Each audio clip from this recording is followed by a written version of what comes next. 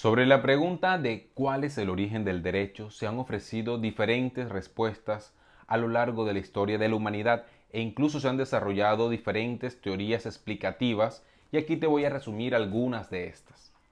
Vamos con la primera, la teoría teológica.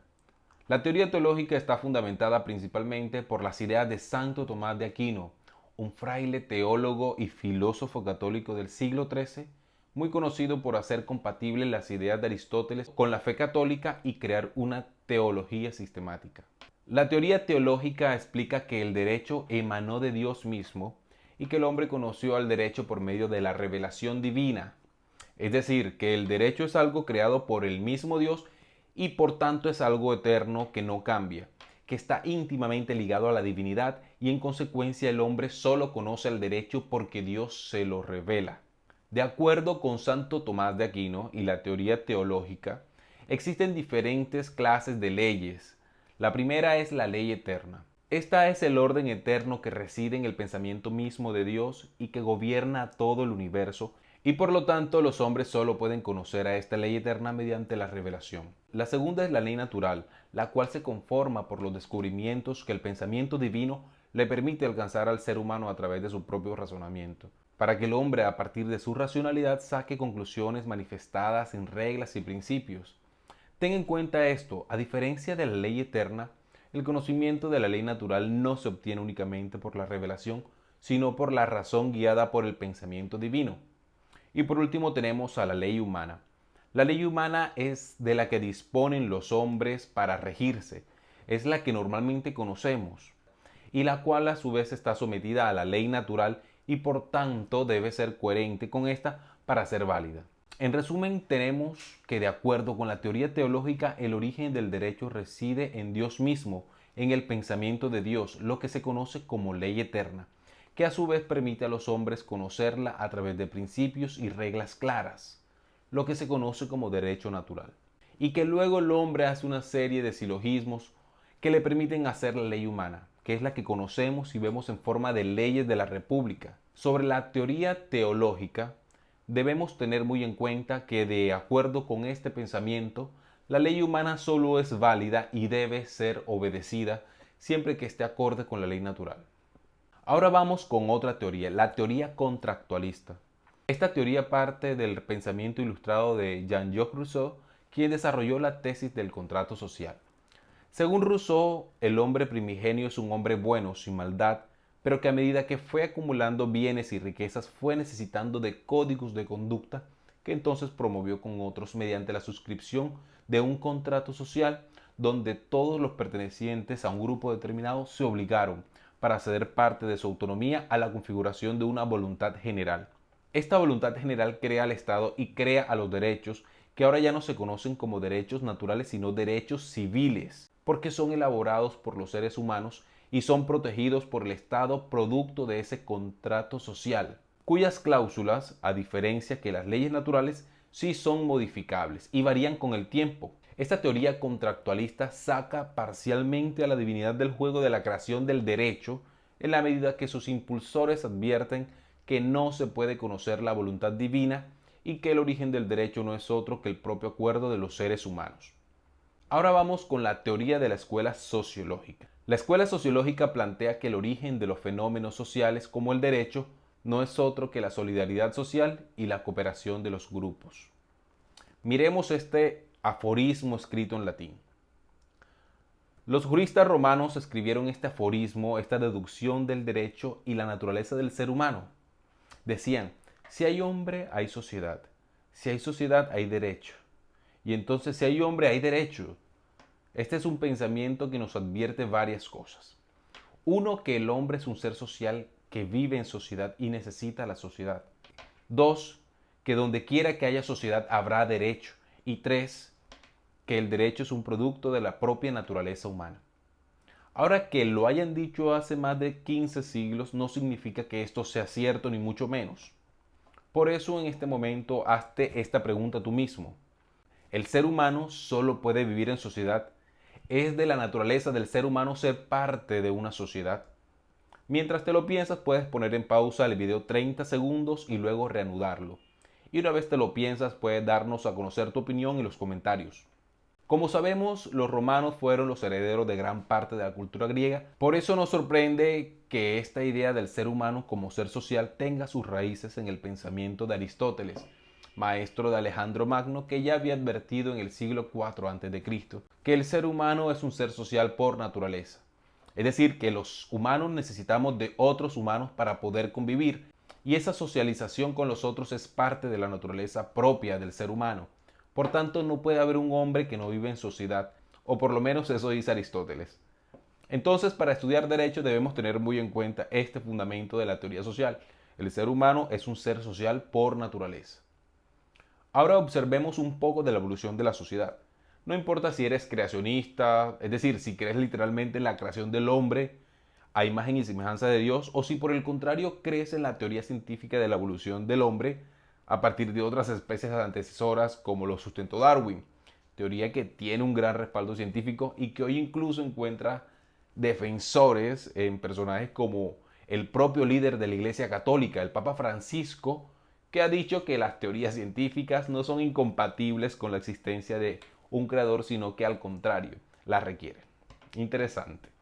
En todo caso, sea cual sea tu pensamiento frente a la creación del ser humano, creas en los Anunnakis, en los reptilianos, en los extraterrestres o en lo que sea, lo que de seguro si estás de acuerdo es con que el ser humano es un ser que vive y convive con otros seres humanos. Ahora veamos esto. ¿Cómo se crea el derecho a partir de la naturaleza social del hombre? La arqueología, por los restos encontrados hasta ahora, nos dice que el Homo sapiens, es decir, nosotros los seres humanos, aparecimos en la Tierra hace más o menos 300 o 400 mil años, que si se compara con la edad del planeta Tierra, que tiene 4.500 millones de años, es nada. Hemos estado apenas las últimas horas del último día del último año histórico de la Tierra.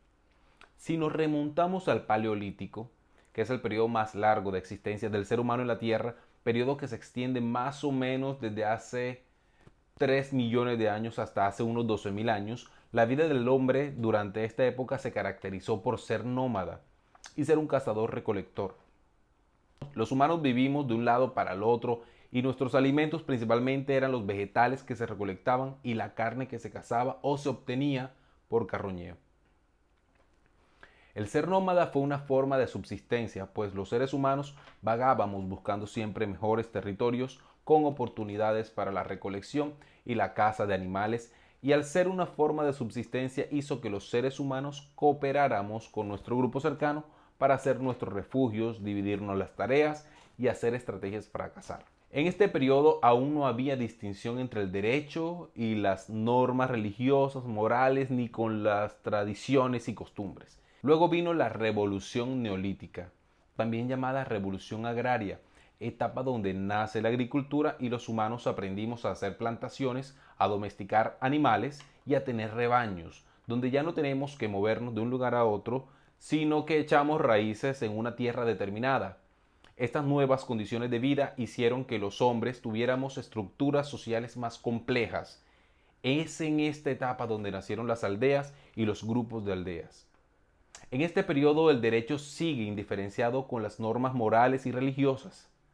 El gobierno de las personas se desarrolló a partir de especies de matriarcados o patriarcados donde es la madre o el padre quien domina a las personas unidas por cualquier tipo de vínculo de parentesco.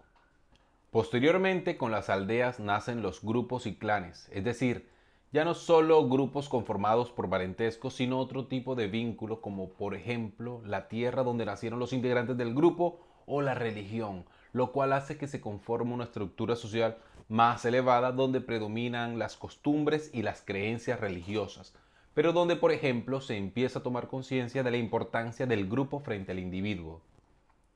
A medida que avanzan este tipo de sociedades, empiezan a nacer personajes a quienes por diferentes razones se obedece, como por ejemplo la figura de los sabios y ancianos a quienes en muchas de estas culturas se les respetaba, obedecía e incluso se les veneraba después de su muerte.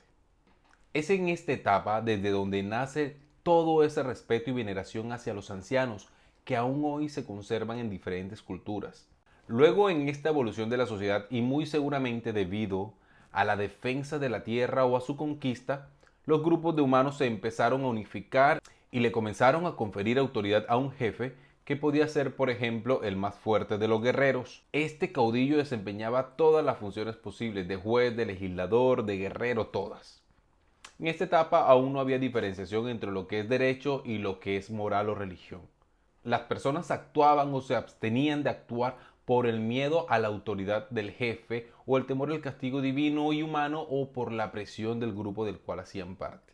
Fijémonos que a medida que las estructuras sociales del ser humano se han vuelto más complejas, también se ha requerido cada vez más del derecho, porque el derecho es un instrumento que le permite a los individuos de una sociedad organizarse, y en la medida que hay más individuos y más recursos que administrar y defender, se va requiriendo de una organización que permita a las sociedades poder determinar quién debe obedecer y quién puede mandar.